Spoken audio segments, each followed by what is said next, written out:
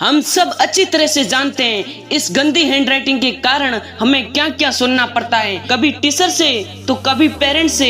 सब हमारी राइटिंग का मजाक उड़ाते हैं, यहाँ तक कि कॉपी चेक करने वाले टीचर भी मार्क्स काट देते हैं। वहीं पर हमारी हैंडराइटिंग अच्छी होती है तो हमें बिल्कुल इसका उल्टा सुनने को मिलता है। सारे दोस्त और टीचर से तारीफ सुनने को मिलती है और एग्जाम में भी अच्छे मार्क्स आते हैं। देखिए, सबसे पहले एग्जामिनर कॉपी में क्या देखता है। सबसे पहले वो ये देखते हैं कि बच्चे का हैंडराइटिंग कैसा है, और जिस बच्चे की हैंडराइटिंग अच्छी होगी वो भले ही पढ़ने में कमजोर हो, लेकिन अगर उसकी हैंडराइटिंग अच्छी होगी तो वो समझेंगे कि हाँ यही टॉपर स्टूडेंट है। और जो बच्चा भले ही पढ़ने में टॉप हो लेकिन उसकी हैंडराइटिंग खराब है तो वो समझेंगे कि जरूर बच्चा कमजोर है। इसीलिए हैंडराइटिंग इम्प्रूव करना बहुत जरूरी है ताकि आप एग्जाम में अच्छा स्कोर कर पाओ। अगर आप भी हैंडराइटिंग को इम्प्रूव करना चाहते हो तो इस वीडियो को पूरा देखना और बताई गई ट्रिक्स का यूज करना।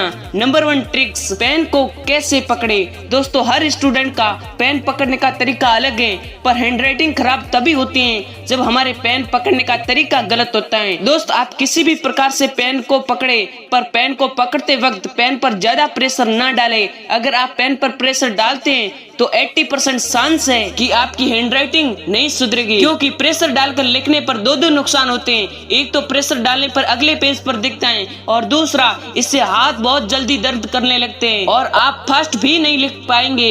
इसीलिए दोस्तों, पेन पर ज्यादा प्रेशर ना डालें, उतना प्रेशर डालें जितना कंफर्टेबल हो। नंबर 2, लिखने की स्पीड धीरे रखें। यदि आपको हैंडराइटिंग में सुधार करना है तो आप अपने लिखने की स्पीड को थोड़ा कम करें। अभी आप जितनी देर में 3 पेज लिखते हैं उतनी ही देर में 2 पेज लिखें। इससे आपकी हैंडराइटिंग में सुधार जरूर होगा।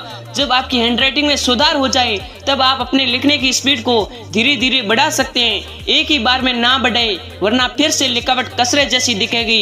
इसीलिए आप लिखने की स्पीड को शुरुआत से कम रखें। नंबर 3, 2 शब्दों के बीच समान गैप रखो। आप जो भी शब्द लिखते हो सबसे पहले एक और दूसरे शब्द के बीच में एक निश्चित दूरी बनाए रखो। अगर गैप मेंटेन नहीं रखोगे तो पहले ही आपकी हैंडराइटिंग बकवास दिखेगी। और गैप इतना रखो कि आप उसमें एक वर्ड अलग से ऐड कर सको, और हर शब्द की साइज सेम रखो, वरना आपकी हैंडराइटिंग टेढ़ी मेढ़ी हो सकती है। इसीलिए शब्दों के बीच गैप दो, जिससे आपकी हैंडराइटिंग दिखने में भी अट्रैक्टिव दिखेगी। नंबर 4, करत करत अभ्यास के जड़मति होत सुदान। इस कहावत को तो आपने जरूर सुना होगा। हमारी यही अंतिम एडवाइस भी इसी कॉन्सेप्ट पर बेस्ड है, क्योंकि प्रैक्टिस करके किसी भी चीज को परफेक्ट कर सकते हैं। आपने कई बार देखा होगा कि जब आप काफी दिनों तक कुछ भी नहीं लिखते हैं तो आपकी हैंडराइटिंग बिगड़ जाती है और आपको लिखने में भी दिक्कत होती है। इसीलिए हर रोज कुछ न कुछ लिखते रहिए। दोस्तों, इस वीडियो की मदद से हमने आपकी लाइफ में अच्छी हैंडराइटिंग में आपकी बहुत ही वैल्यूएबल चीज ऐड की है, और बदले में हमें आपसे